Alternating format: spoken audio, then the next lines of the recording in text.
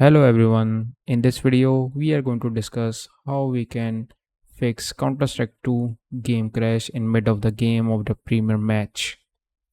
So first thing first, you need to go to Steam, go to settings, click on the interface section and turn off all the options if anyone is on like that. Okay, so you need to turn off all the option like this. It will be on, but you need to turn it off like that and turn off all the options. This will fix as well. And the second option is to update your graphic driver. So for that you need to right click on the desktop, show more option and click on NVIDIA apps.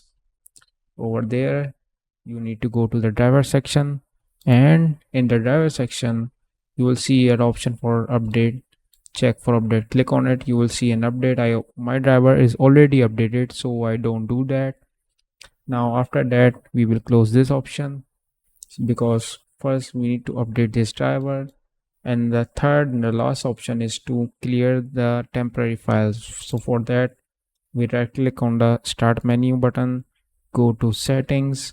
In the settings menu we click on the system, then we go to storage, and then here we see a temporary file section.